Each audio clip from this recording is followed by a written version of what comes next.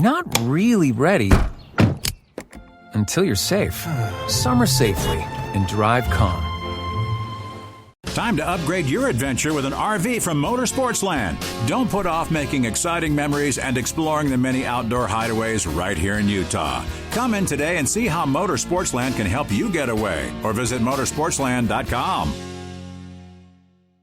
Good morning, KSL News Time now, 8:30. It's 77 degrees. Traffic on the freeway looking good, whether you're in Ogden, Provo, or anywhere in between. I'm Andy Farnsworth. Our top story this half hour, an Orem City Council member is being called out by fellow council members after he railed against a library's pride display. We get the details from KSL News Radio's Nick Wyatt.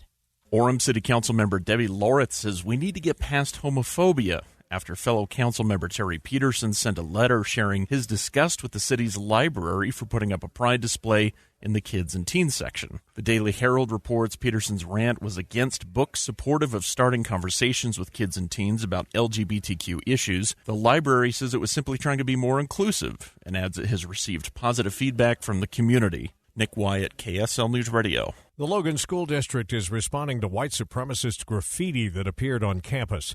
KSL News Radio's Heather Kelly has the details. Both Logan School District and the high school issued a joint statement condemning the racist messages. It reads, "We are saddened by this act of vandalism and are committed to promoting a safe and equitable learning environment." The statement also echoed words from the Utah State Board of Education saying individuals have a fundamental responsibility to treat each other with respect and civility. The Cache Valley Daily reports that swastikas, White Lives Matter, and other supremacist slogans were removed quickly after reporting it to law enforcement. Heather Kelly, KSL News Radio. Utah's already low unemployment level is staying level. Department of Workforce Services Deputy Director Nate McDonald tells Utah's Morning News he's happy to see the number of jobs increasing. The number of jobs increased from 2.3% to 3.3%. Adding 51,300 jobs compared to 2 years ago. And we're doing a 2-year look back just because that's more of an accurate reflection than before. So that's a big jump. The June national unemployment rate increased slightly to 5.9%. The Utah Drought 2021. Low water levels are threatening the structures that form the base of the food chain in the Great Salt Lake. Here's KSL News Radio's Dan Bomas. Microbialites are rocks covered with salt-tolerant bacteria that capture energy from sunlight. Brine shrimp feed on them, and so do brine fly larvae, and they, in turn, support the millions of migrating birds that live near the lake. Microbialites die when receding water lets them dry out. It could take years for them to recover, even if lake levels rise again. Scientists say saving them would require changes in the way water levels have been managed in the lake, especially as it approaches the lowest level on record. People visiting Zion National Park are reporting getting skin rashes from algae in the Virgin River. The Spectrum reports there have been no hospitalizations, but they have seen many cases of rashes from the potentially toxic algae that first showed up in the park last year.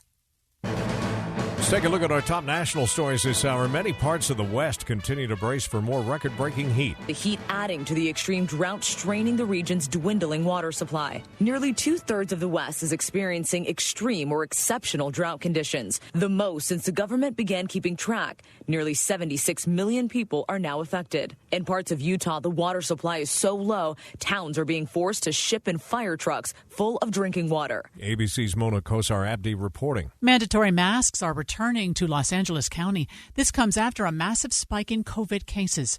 Resident Tatiana says she's okay with the return to masks. I don't have a problem with that. I've been wearing it no matter that I'm vaccinated. I'm still wearing it because of my kids and stuff. So I'm okay with it. Starting Saturday night, residents in LA County will be required to wear face coverings in indoor public spaces, regardless of their vaccination status. The Olympic Games are already encountering problems getting players to Japan. We're currently looking at the refugee team. These are a group of athletes from countries who've had to flee for war. They all compete under one flag. It's really wonderful and very moving. But at the moment, they're all stuck in Doha, in Qatar, because they can't get on a plane because a member of their team has tested positive for COVID.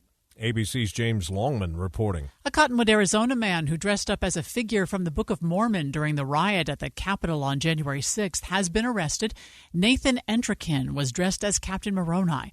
An affidavit says videos contradict the suspect's initial claims that he entered the U.S. Capitol not knowing he was doing anything wrong and left as soon as he saw damage and looting.